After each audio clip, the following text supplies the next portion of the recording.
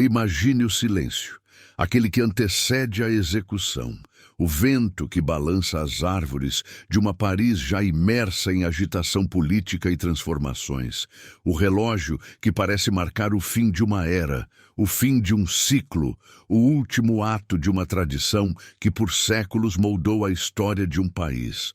Estamos em 17 de setembro de 1939, uma França que, como um espelho rachado, ainda refletia os ecos de sua revolução, de sua guilhotina, mas ao mesmo tempo ansiava por modernidade, por mudança. E é nessa confluência de opostos que, no pátio da prisão de Versailles, Eugen Weidmann, o último homem a ser condenado à morte por guilhotina, aguarda o inevitável. A guilhotina, esse símbolo que remonta aos dias turbulentos da Revolução Francesa, ainda tinha seu lugar, mas algo mudava na atmosfera. O país estava em guerra, a Segunda Guerra Mundial estava prestes a estourar e a sociedade francesa começava a questionar a legitimidade de práticas antigas, como a execução pública. Como a França que nas ruas cantava «Liberté, égalité, fraternité», poderia ainda manter uma prática tão brutal e primitiva em pleno século XX. A morte de Weidmann, como um último suspiro de um regime passado, levava com ela o peso de uma história que não poderia mais ser ignorada. Mas a morte de Weidmann não era apenas sobre ele, ela representava algo muito maior. O que a sociedade francesa, com todos seus ideais iluministas, pensava sobre o que era justo e o que era humano. Como o país que gerou as luzes da Revolução poderia ainda, quase 150 anos depois, ser o cenário de uma execução brutal, tão simbolicamente poderosa. Enquanto o sol começa a se pôr em Paris e o último ato de guilhotina se desenrola, um novo capítulo da história da França começa a se escrever. Sem a lâmina cortante e com os ecos de um debate que ainda ressoaria nas décadas seguintes. Aguarde, o impacto dessa decisão, a transição entre o antigo e o moderno, não termina aqui. O que isso significava para a França? O que viria a seguir, enquanto o país olhava para o futuro e ainda carregava o peso das sombras de seu passado? A guilhotina era mais que uma máquina. Ela era um símbolo, um ícone carregado de significados e de histórias de sangue e poder. Criada durante a Revolução Francesa, ela surgiu como uma promessa de justiça igual para todos, independentemente de classe social. Mas ao passar das décadas, tornou-se uma arma de um Estado que se tornava cada vez mais questionado. Eugen Weidmann, no entanto, não era um herói, não era um mártir. Ele era um criminoso, um homem com um passado sombrio, marcado por assassinatos e um destino inevitável. No entanto, o seu caso, o seu fim, trouxe uma reflexão mais profunda para a sociedade francesa de 1939. Até onde vai a humanidade em sua busca por justiça? O tribunal havia dado sua sentença. A multidão estava ali, ansiosa por ver a ação, a última morte pública de uma era. O som da lâmina caindo, o último ato da guilhotina, encerrava um ciclo, mas abria uma brecha de discussão sobre a evolução da punição e do que se chamava justiça. Não era apenas a execução de um homem, mas um reflexo de como a sociedade evoluía e se perguntava sobre a validade de um castigo tão brutal em tempos tão modernos. E então, ali estava ela, a guilhotina, com sua lâmina afiada, esperando para cortar a vida de Weidmann. A estrutura do passado, ainda viva nas ruas de Paris, observava a ação com uma calma quase ritualística, como se o ritual de sangue estivesse prestes a se despedir. Mas, no fundo, as perguntas sobre a validade daquele ato não se calavam. E a França, uma nação que tinha sido berço das ideias de liberdade e igualdade, se via agora à beira de uma escolha: continuar com o antigo, com o pesado fardo das execuções públicas, ou seguir em frente com algo mais humanizado, mais digno de um mundo que se preparava para os horrores da guerra e para um novo conceito de justiça. Enquanto a lâmina descia, O futuro se desenhava em silêncio. O eco dessa última execução pública seria ouvido por muito tempo. O que aconteceria a seguir? Como a França se veria após esse último grito, após o som da lâmina cortando a linha entre o passado e o futuro? Após a última execução pública, uma pesada cortina caiu sobre a França, e não era mais apenas a guilhotina que deixava sua marca no chão de Paris. O país, com seus ecos históricos de revoluções e sangue derramado, estava à beira de uma mudança de mentalidade. O mundo que assistira à guilhotina por tanto tempo agora dava lugar ao questionamento silencioso sobre até onde se poderia ir em nome da justiça. A sociedade francesa, na medida em que olhava para o futuro, já não via mais a necessidade de celebrar a violência como espetáculo. E o que antes parecia um ato de justiça imparcial, tornou-se um símbolo de um sistema falho, que ao dar e tirar vidas com a mesma moeda de aço, afastava-se cada vez mais dos princípios de dignidade humana. A guilhotina, que antes parecia cortar não só a vida, mas também qualquer laço de humanidade entre o criminoso e o algoz, agora deixava um gosto amargo de questionamento na boca de quem ainda se atrevia a assistir. Com a aproximação da Segunda Guerra Mundial, um novo tipo de silêncio começou a tomar conta das ruas de Paris.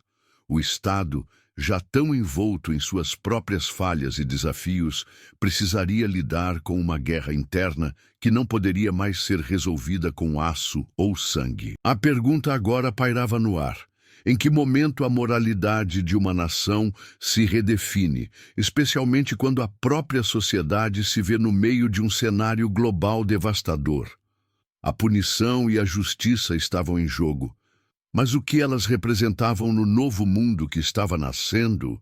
A guilhotina poderia ter sido a última das suas espécies, mas o simbolismo de um sistema falido continuava a se arrastar pelos corredores das instituições. A morte não era mais apenas um fim, mas um grito em busca de uma resposta mais profunda. E agora, no limiar da guerra, quem teria coragem de enfrentar o futuro, de redefinir o que era certo e o que era errado? E enquanto a França se preparava para enfrentar um novo tipo de batalha, o som da lâmina, que silenciara tantas vidas, ainda ecoava em seus corações. Como se o ato de matar, de transformar a morte em um ritual de espetáculo, tivesse deixado uma cicatriz que nunca se curaria completamente. Mas o que viria a seguir? O que mais estava por vir após essa mudança de rumo? Enquanto a lâmina da guilhotina desaparecia nas sombras da história, o próprio ato de morte se tornava algo abstrato, distante, enraizado mais em símbolos do que em realidades cruéis.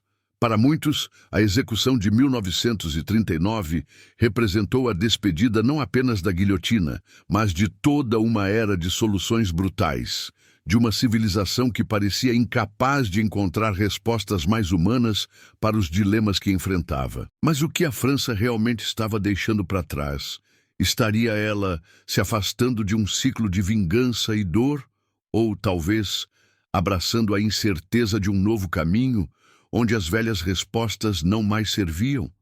O final dessa era foi marcado não pela vitória de um sistema de justiça mais compassivo, mas por uma série de incertezas políticas que, como um pano de fundo invisível, afetaram todas as camadas da sociedade. A guilhotina, que havia sido a última carta da justiça em muitas mãos, agora ficava para trás, como um lembrete de que os tempos estavam mudando. Mas será que o país estava pronto para encarar um novo paradigma de punição, de resolução de conflitos, sem recorrer ao sangue derramado? Ou estaria o espectro do passado ainda muito forte, assombrando os corredores dos tribunais, das prisões e das consciências coletivas? A decisão de encerrar as execuções públicas não foi apenas uma mudança de método, mas uma escolha cultural. Uma nação que passava por tensões internas, com o peso da Segunda Guerra prestes a abalar ainda mais sua estrutura, começou a perceber que o velho costume de fazer justiça diante das multidões precisava ser substituído por algo mais reflexivo. Mas o que era esse algo mais? Qual seria a solução para um povo tão dilacerado pela violência e pelas guerras, que agora começava a questionar até onde suas tradições de justiça e punição poderiam ir? No entanto, havia algo ainda mais complexo a ser enfrentado: a moralidade de um povo que havia convivido com o espetáculo da morte. Como ensinar a nova geração a viver sem o peso dessa história? Como passar de um passado de dor e vingança para um futuro onde a vida fosse mais valorizada?